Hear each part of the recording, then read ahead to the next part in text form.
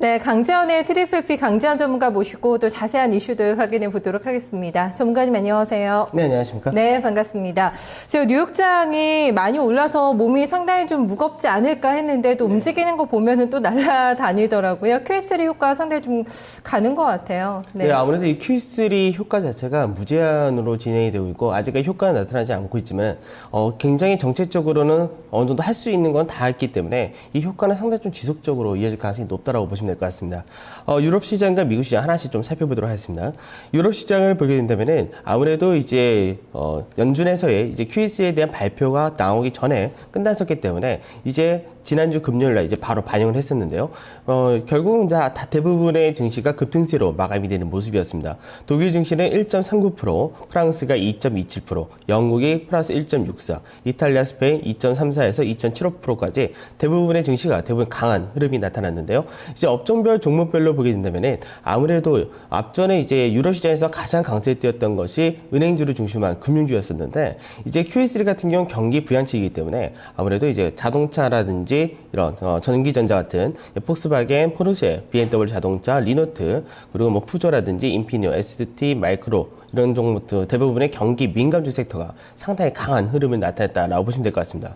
이 외적으로도 이제 BHB 빌리터라든지 리오틴토 같은 원자재 관련주 역시도 상당히 강한 모습을 보여주면서 전반적인 강세 흐름을 띠는 그런 모습이었습니다. 다만 이제 통신주 같은 방어주는 조금은 약세를 띠는 모습으로 마감이 되었습니다. 미증시 같은 경우는 이제 전반적으로 보게 된다면은 3대 지수 모두 또다시 연중 최고치를 경신하는 그런 모습이 나타났는데요. 다우지수는 0.4% 상승, 나스닥은 0.89%, 그리고 S&P 같은 경우 0.4%의 상승으로 마감이 되었습니다. 역시 캐터필러라든지 홈디포 같은 중장비, 건설 관련 업종이 강세를 띄었고요. 알코라든지 두퐁, 엑슨모빌, 세브란 텍사코 같은 철강이라든지 에너지, 석유화학 같은 소재 업종들이 강세를 띄었다라고 보시면 될 것 같습니다. 약간 약세를 띄는 업종도 있었는데 AT&T라든지 머크, 화이자 같은 제약이라든지 통신 같은 섹터는 소폭의 약세로 마감이 되는 모습이었습니다. 네, 미국장에서도 방어주는 조금 덜 오르고 민감주들의 좀 선전이 또 확인이 됐습니다. 그래서 이제 QE3 주사위는 던져졌고 이제 약발이요. QE3 약발에 이제 관심이 모아지고 있는데 우리가 지금 예상을 하고 있는 거는 지금 가장 침체되어 있는 게 고용시장이기 때문에 이것을 들어 올리는데 어느 정도의 좀 긍정적인 영향을 줄 수 있을까? 그 실질적인 효과에 대해서는 좀 반신반의하고 있거든요. 네. 효과 좀 있을 거라고 보세요? 네, 저는 이제 개인적으로 이제 앞서 이제 MBS를 매입해야 되는 이유가 이제 부동산 시장을 살리면서 건설이라든지 이쪽에서 잃어버린 일자리를 회복하는 것이 중요하다라고 말씀드렸었는데 사실 QE3에 대한 효과는 저는 굉장히 좀 크다고 예상하고 있습니다. 충분히 고용시장에서의 개선 효과도 나타날 가능성이 높고 그리고 그동안 투자를 미뤘었던 기업들이 투자를 할 수 있는 바탕이 될 수 있기 때문에 그런 부분이 된다는 점에서는 효과는 충분히 나타나지 않을까 그렇게 전망을 하고 있습니다. 다음에 이 효과에 대해서 아직까지 이제 막 시행을 했기 때문에 향후 전망은 긍정적으로 바라보지만 바로 어떤 결과가 나타나기는 좀 더 시간이 걸린다라고 보시는 것이 좋을 것 같습니다. 네, 그렇다면 단기적으로는 어떨까요? QE3가 효과가 있을 것이다. 이쪽에 무게가 많이 실린다면은 네. 계속해서 추가 상승이 나올까요? 아니면 단기적으로 이번 주만 놓고 본다면은 좀 차익 매물이 나올 가능성이 조금 더 많을까요? 네, 사실 이제 미국 시장을 바라볼 때 미국의 월가 전문가들은 사실 이런 얘기를 많이 했습니다. 이제 보통 이제 미국의 드라이빙 시즌이라고 하는 여름 서머 랠리가 시작이 되고 보통은 이제 9월 달까지 조정을 받고 그러고 나서 10월 달 이후부터는 약간 하반기 소매 판매에 대한 기대감으로 인해서 강세 랠리를 이어가는 모습이 되는데요. 올해 같은 경우는 그 흐름이 바뀌어졌다는 거죠. 올해는 9월 달까지도 현재까지도 계속해서 강세 흐름이 이어지고 있고요. 그리고 하반기에는 소매 판매라든지 이쪽 부분이 오히려 더 좋은 시기이기 때문에 연말까지도 미 시장은 충분히 모멘텀이 가지고 있다고 보시면 될 것 같습니다. 다만 미국 시장에서 11월 달에 미국의 대선이 있기 때문에 그 대선에 대한 어느 정도 불확실성으로 인한 시장에서의 조정이 나타날 가능성은 염두를 해둬야 되고요. 그리고 나서 이제 연말까지 해서 이제 정치권에서의 재정 절벽이라든지 이런 문제에 대해서 합의를 하는지 여부가 추가적인 상승 랠리냐 아니면 단기적인 조정이 들어가느냐 이 흐름으로 전망이 됩니다.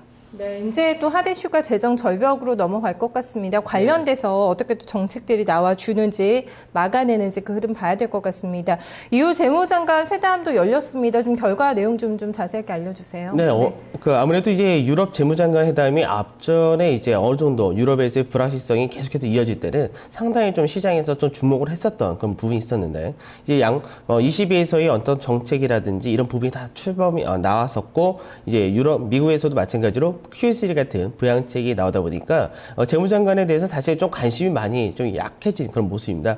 하지만 결과를 보게 된다면은 역시나 뭐 특별한 결과를 도출하지 못했다라고 보셔야 될 것 같은데 이번에 이슈가 되었던 내용은 유럽 은행에 대한 감독기구 설립에 대해서 이제 계속해서 앞서 이제 유럽 집행위원회에서 초안을 발표를 했었는데 여기에 대해서 일부 국가들이 반대를 했고 일부 국가들은 찬성하는 흐름이 있었는데 마찬가지로 그 결과가 그대로 이번에 재무장관 회담에서도 나타났다라고 보시면 될 것 같습니다. 뭐 독일을 비롯한 북유럽 국가와 비유로존 국가들 같은 경우는 이런 대규모 6천 개 정도의 은행에 대한 전체적인 유로존 안에 있는 은행들에 대한 감독권을 ECB에 주는 거에 대해서는 반대하는 의사를 발표를 했고요. 그리고 그 외적으로 이제 찬성하는 쪽도 있었지만 지금 그 외적으로 중요했던 부분이 바로 스페인의 구제금융 관련된 논의가 있었는데 ECB에서는 이제 무제한 국채 매입이라는 준비는 다 해놨고요. 그리고 ESM도 출범이 이제는 되기 때문에 이제 과연 스페인이 구제금융을 요청을 해야지만 이제 무제한 국채 매입이라는 프로그램을 할 수가 있기 때문에 스페인에 대해서 언제 할 것이냐라는 이제 시장에서의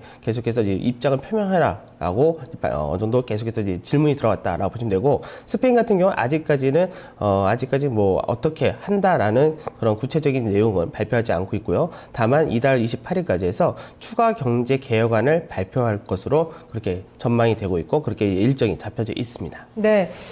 지금 스페인 쪽에서는 좀 시간을 재면서 좀 여부를 저울질을 하고 있는 것 같은데요. 좀 여러 군데서 압박을 하고 있죠. 빨리 입장을 나타내라. 돈을 빌려달라고 할 거면 하고 이렇게 얘기를 하고 있는데 좀 시간을 끌고 있는 이유가 뭘까요? 아무래도 이제 스페인 같은 경우는 최근 들어서 국제시장의 안정성을 띠다 보니까 구체적으로 뭐 어느 정도는 국제시장에서 지금 같은 하향 안정성이 이어진다면 굳이 구제금융을 통하지 않고서도 어느 정도 국채를 발행함으로써 자금을 조달할 수 있다는 부분에서는 충분하지 않나 이런 쪽으로도 생각한 것 같습니다. 다만 최근 들어서 스페인의 국채금리 같은 경우가 지난주 금요일 같은 경우가 5.6% 정도를 나타내고 있는데요. 물론 앞서 7%에 비하면 상당히 낮은 수준이면 틀림이 없습니다. 하지만 최근 들어서 스페인의 GDP 성장률을 놓고 본다면 5%라는 국채금리도 상당히 높기 때문에 어느 정도는 이제 스페인에서 입장에서도 과연 구제금융을 신청하는 것이 득인지 아닌지를 좀 체크하는 거 그건 시간을 좀 가진 것 같은데 구제금융 신청하게 된다면 더 낮은 조달 금리로 자금을 어느 정도 더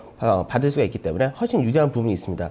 다만 스페인에 대해서 구제금융 받을 때 그냥 주는 것이 아니라 어느 정도 감독기구라든지 긴축이익이라든지 여러 가지 제재가 들어오기 때문에 그런 부분에서는 좀 아무래도 좀 꺼리게 될 수밖에 없게 되겠죠. 그러다 보니까 이 부분에 대해서 계속해서 내부적으로 고민을 좀 하고 있는 것이 아닌가 그렇게 판단하고 있습니다. 네, 득과 실을 좀 재면서 과연 하는 게 유리할 것인가 그 부분에 있어서 좀 고민을 하는 모습이라는 얘기셨습니다. 그래서 이번에 그 회의에서 은행 감독기구 이것도 상당히 중요한 이슈였는데 난항이 예상이 되면서 출범 시기가 좀 연기가 될 것 같아요. 네, 아무래도 출범 자체가 이제 뭐 내년 1월달 정도 얘기가 있었는데, 네, 그 부분은 거의 쉽지가 않을 것 같습니다. 아무래도 좀 더 늦춰지지 않을까 그 전망하고 있기 때문에 이 부분은 이제 입장도 팽팽할 뿐더러 지금 현재 급한 불을 꺼놨기 때문에 이 여러 가지 그 많은 국가들이 합의를 할 때 합의가 좀 쉽게는 이어지지 못하는 그런 상황이다라고 보셔야 될 것 같습니다. 네, 주말에 미국 쪽에서 발표가 됐던 지표도 상당한 좀 관심거리였습니다. 결과 어떻게 좀 나왔는지 한번 정리해 볼까요? 네. 이제 미국에서 이제 중요한 지표들이 한 4가지 정도 나왔었는데요. 물가지수와 소비 판매, 산업 생산, 그리고 소비자 심리 지수까지 나왔었는데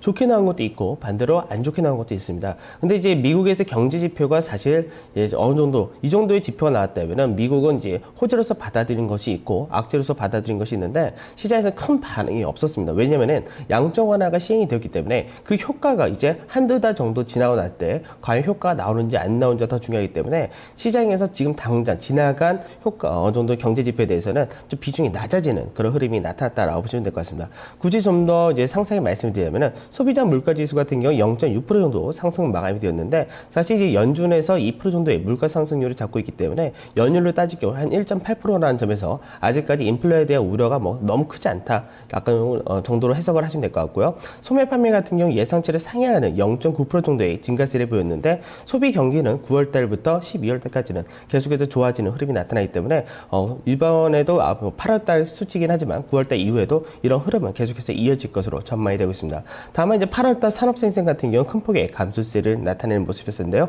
산업생산이 41개월 내 최대 폭의 감소세를 보였었는데 이때까지는 유럽에서 각종 이벤트가 있었기 때문에 이벤트에 따라서 이제 어느 정도 기업이나 가게도 대부분의 어떤 그 투자라든지 이런 걸 안 하는 부분이 있었기 때문에 그 여파가 그대로 좀 나타났다라고 보시면 될 것 같습니다.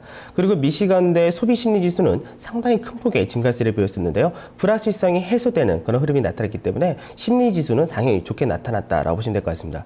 그 외적으로 이건 존스 미국의 신용평가사인데요. 이 신용평가사에서 AA 등급을 가지고 있던 미국에 대한 신용등급을 AA-로 한 단계 강등을 했었는데 앞서 이제 경고를 좀 했었습니다. 양적 완화를 하게 된다면은 이때는 신용등급을 강등하겠다라고 이야기를 했었고 그거를 그대로 나타냈다고 보시면 될 것 같은데 이들이 이제 주장하는 것은 양적 완화에 대한 효과는 그다지 크지 않을 뿐더러 오히려 달러 가치가 하락을 하고 인플레를 이제 높이는 그런 흐름이 나타나기 때문에 오히려 미국 경제에 도움이 되지 않는다라는 점에서 이제 신용 등급을 하향했다라고 보시면 될 것 같습니다. 하지만 시장에서는 여기에 대해서 큰 평가를 내리고 있지는 않다라고 정도로 생각하시면 될 것 같고요. 그리고 아무래도 이제 상품 시장이 역시나 강세 흐름에 띄는 모습이었었는데 유가는 이제 중동 사태가 조금씩 이제 좀 벌어지는 모습이죠. 미국에 대해서 좀 불안감, 중동에서 좀 반발심이 좀 확대되는 그런 흐름이다라고 보셔야 될 것 같은데 그러다 보니까 유가 같은 경우 99불선까지 올라가서 마감이 되는 그런 모습이었고 금과 은 같은 기금속 광물들은 그동안 상승폭이 컸었기 때문에 차익 실현 물량이 일부 출회가 되면서 어느 정도 이제 보합권과 약세를 나타냈고 반면에 전기동, 이제 경기 민감 상품주라고 얘기를 하는데 전기동 같은 경우는 3% 이상의 강세로 마무리되는 모습이었습니다. 그 외적으로 전반적으로 안전자산의 채권에서 위험자산의 증권이나 주식이라든지 이런 상품 시장으로 계속해서 선호도가 증가를 하고 있기 때문에 좀 더 자금의 이동이 더 가파라질 가능성이 높다라고 보시면 될 것 같습니다. 네, 주식시장으로도 돈이 좀 많이 들어올 거라는 예상이 많습니다. 사실 2,000포인트를 돌파를 해낸 이후에 오늘장의 흐름도 좀 부담이 되는 것도 사실이고요. 우리가 중기 목표치로 제시를 하고 해주셨던 2,030포인트 근방까지도 와 있는 상황입니다. 이제 여기서 어떻게 전략을 주실지 상당히 중요할 것 같은데요. 일단 체크포인트 짚어보고 전략 한번 들어볼게요. 네. 우선은 이제 국내 시장 같은 경우는 미국에서의 비양체에 대한 호재로 인해서 외국인들의 매수세가 1조 2천억이 넘는 아주 대규모의 현물 매수가 들어오면서 2,000포인트를 넘어서 마감이 되는 모습이었습니다. 사실 2,000포인트를 이제 이탈한 지 한 4개월에서 5개월 정도 만에 반등이기 때문에 상당히 좀 반가운 그런 이야기였었는데요. 이제 아무래도 대형주들이 중심이 되었었고, 물론 대형주 중심 안에서도 이제 국가 신용등급, 우리나라의 신용등급 상향이라는 소식도 있었기 때문에 은행주를 비롯해서 특히 증권주 같은 경우는 대부분이 뭐 10% 이상의 강세 흐름을 보이면서 이제 강하게 마감되는 모습이었습니다. 반면에 그동안 시장에서 약간은 소외주가 아니라 오히려 이제 중소형주, 개별주 섹터 같은 경우는 상당히 강한 모습이었었는데 이 흐름이 이제 지난주 금요일날 바로 바뀌면서 코스닥 같은 경우는 하락으로 마감이 되는 모습이었습니다. 근데 이제 대부분의 중요 이벤트가 종료가 되었기 때문에 이제 변동성이 크게 나타나기는 힘든 그런 장세가 진행이 될 것 같은데 지금 장세를 놓고 이야기한다면은 이렇게 말씀을 드려야 될 것 같습니다. 추세를 이제부터 추세를 탈 수 있는 장세다라고 말씀을 드려야 될 것 같은데 그만큼 이제 외국인과 기관 투자자들의 매수세가 지속적으로 유입이 될 것으로 전망이 되기 때문에 그만큼 시장 자체는 크게 조정을 받지 않는 상태에서 안정적인 흐름을 계속해서 이어가는 그런 추세가 나타날 가능성이 높다라고 보시면 될 것 같고 아무래도 이제는 시장에서 어떤 주도주를 잡느냐가 중요할 수도 있는데 지금 장세의 성격상 바로 일부 특정 주도주가 가는 장세가 아니라 어느 정도 유동성에 따른 순환 장세가 예상이 되기 때문에 대형주들에 대한 순환 매매라든지 그런 업종별 흐름에 맞춰서 매매를 하시면 충분하실 것 같습니다. 네, 2,000포인트 지금 이 부근에서도 뚜렷한 주도주는 나오지 않을 거라고 보시는 거네요. 네, 지금 현재는 유동성 장세의 특징이기 때문에 뭐 앞서 QE 양전화 1탄이나 2탄이 시행될 때 맨 처음에는 주도주가 부과된 것이 아니라 전체 섹터가 먼저 대부분의 강한 흐름을 먼저 보여주고 그리고 나서 주도주 섹터가 진행되기 때문에요. 지금은 특별하게 3분기 실적 발표가 나타나기 전까지는 이런 흐름이 나타날 가능성이 높다라고 말씀을 드리겠습니다. 네, 당분간은 대형주 위주로 해서 계속해서 좀 순환매 흐름을 타자 얘기를 해주셨습니다. 어떤 쪽 공략할까요? 네, 우선은 이제 오늘 같은 경우는 이제 시총 상위 관련주들은 계속해서 관심을 가지셔야 되고 그리고 석유화학 섹터도 관심 관심을 가셔야 됩니다. 왜냐면은 유럽에서의 불확실성이 해소가 되고 미국에서의 비현정이 확대되었기 때문에 중국의 경기가 빠르게 회복될 가능성이 높아졌다는 측면에서 석유화 섹터에 대한 관심을 좀 가셔야 되고요. 그 외적으로 원화 강세 수혜주. 지난주 금요일 날 원화 가격이 1120원을 붕괴해서 마감이 되었었는데요. 그런 흐름이 본다면 원화는 앞으로도 향후 추가적인 강세 흐름을 띌 가능성이 상당히 높기 때문에 원화 강세 수혜주를 좀 보시는 쪽으로 말씀드리고, 또 하나는 유동성 수혜주라고 말씀을 드리겠습니다. 보통 유동성 수혜주라고 하면은 뭐 증권, 건설 이런 것이 아닌가라고도 생각할 수 있는데, 그것도 맞는 얘기지만 시장에서 항상 이제 유동성에 대해서 그 시장이 좀 불안할 때, 유동성이 좀 축소가 되거나 할 때마다 큰 하락을 보이는 그런 업종들과 기업들이 있습니다. 그들 기업에 대해서는 오히려 반대적으로 이제는 유동성이 많이 풀리기 때문에 기업들의 이제 자금 조달이라든지 이런 부분이 수월해진다는 점에서 그쪽 관련주 역시도 보시라고 말씀을 드리겠습니다. 네, 섹터는 볼 쪽이 많네요. 섹터는 네. 많이 주셨는데요. 이제 압축을 해서 종목을 하나 좀 뽑아주시죠. 네, 오늘은 이제 바로 유동성 관련 수혜주라고 말씀을 드린 종목인데 바로 STS 그룹입니다. 이제 STS 그룹 같은 경우는 이제 대표적인 유럽 시장의 불안감이 확대될 때 가장 급락을 많이 보이는 그런 기업이기도 하고요. 그리고 시장에서 유동성이 축소된다고 할 때도 역시 시장에 대한 불안감을, 이 기업에 대한 불안감이 좀 확대되는 그런 기업인데, 이제 반대로 오히려 유동성이 많이 증가가 되기 때문에 거기에 따른 수혜를 볼 수 있다는 점, 그리고 과대 낙폭 과대주라는 점에서 오늘 STS 조선해양을 말씀드리도록 하겠습니다. STS 조선해양 뭐 특별히 앞서 이제 설명해드렸기 때문에 추가적인 설명 필요 없을 것 같고요. 차트를 보면서 매매 타이밍만 잡아보도록 하겠습니다.